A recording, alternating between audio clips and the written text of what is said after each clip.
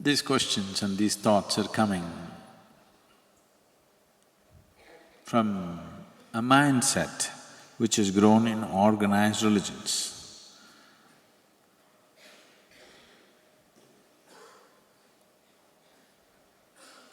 We are not talking about Shiva versus somebody else. Because that you refer to as Shiva includes all these things that you're talking about. Just one little dimension, this or that, they found out and they started talking about it and they became popular. I'm not trying to belittle them, they're all wonderful human beings who've done great service to humanity. But I'm saying, in terms of perception, there hasn't been another being like him. And perception is all that I value, and that's all you should value. Rest can be made up. Rest is just frills.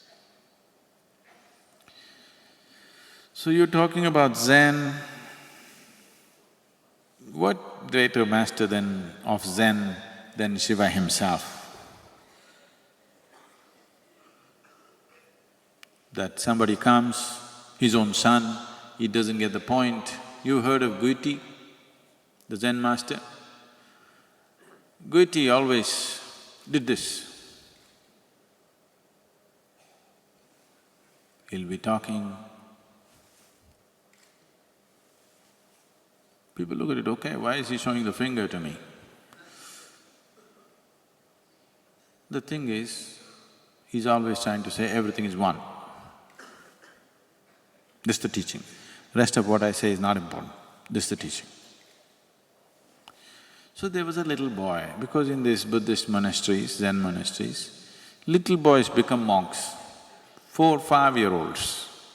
So the little boy who's growing up in the monastery, he saw Guiti and, the boy takes to him.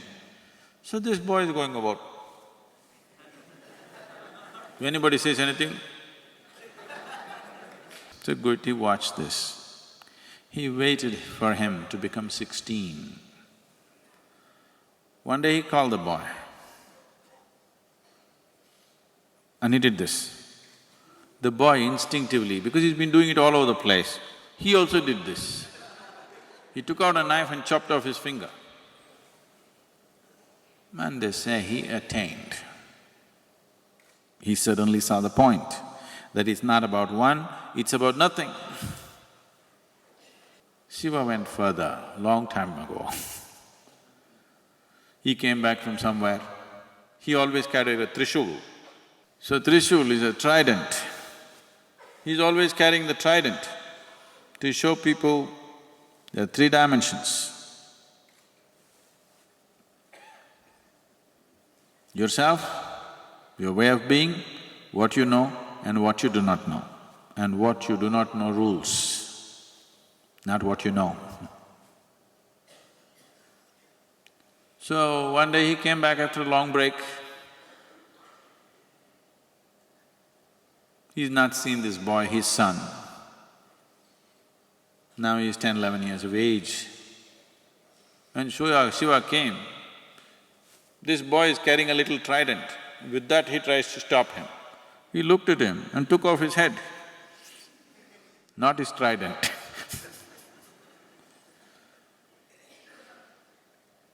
Then whatever drama happened, and then he put another head, a Ghana's head on top of him, and he became such a brilliant boy. Even today in India, if people want to start education, anything, first thing is they will worship this boy, which that Ghana has become Gaja. A Ghana's head has become, instead of Ganesha, he's become Gajesha now. They kind of modified it and made it into an elephant head. But he became the very embodiment of intelligence and brilliance. They said there was nothing that he did not know. So that's the first act of Zen. So anything anything that you can talk of the world, talk in the world, nothing is left out of his life. He's so complex and so complete. And he did not have a teaching, he only had methods, that's the most important thing. Others have teachings. How many fingers can you cut? A method like this, can you employ? Can you go about employing this Goethe's method of cutting a finger? One boy's finger you caught and he got it. If you cut many fingers, you'll only have crippled people. Nothing would have happened. So, there is no teaching from Shiva, only methods. And the methods are 100% scientific in nature.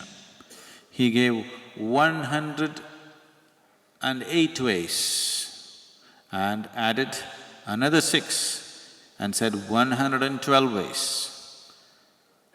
112 ways because there are 114 chakras in the body, 2 of them reside outside the physical body.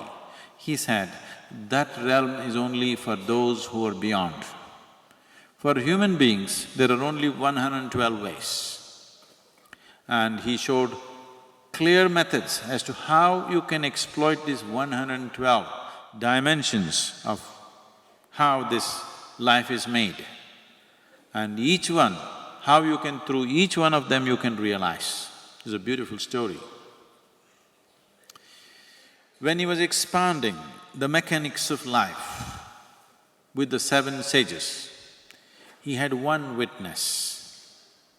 And that witness is not like Ananda Tirtha, she is Parvati. She's already realized. He taught her or he made her realize in a very intimate manner. But when the 7 sages sat, he went into a completely different dimension of exploration. So it was interesting for her. Something that happened to her so simply is such a complex process. So as he went about expounding different dimensions, he said, there are 112 ways in which a human being can attain.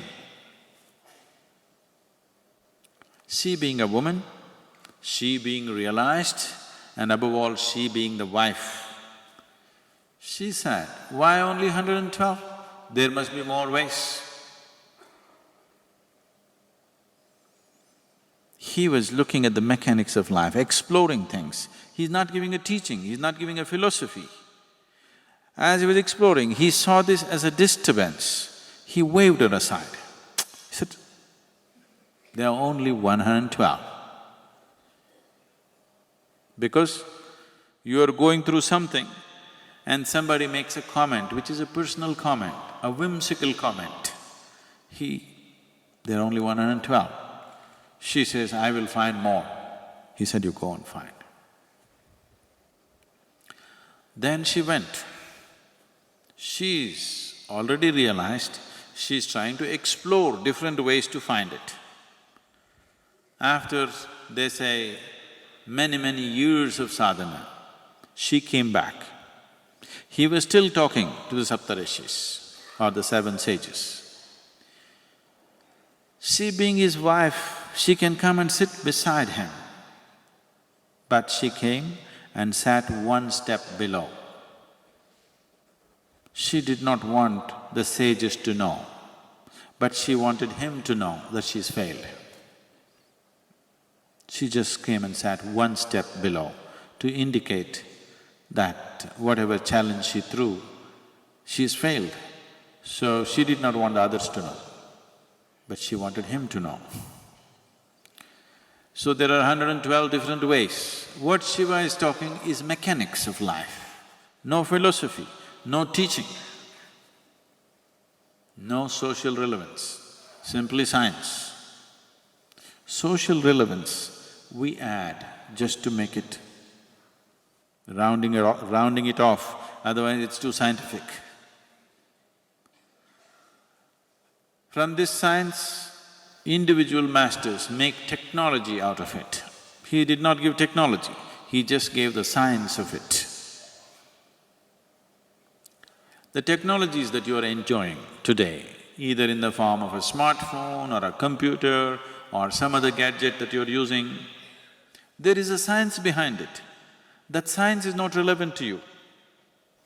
You are only using the technology. But if somebody had not grasped the science, you would not have the technology.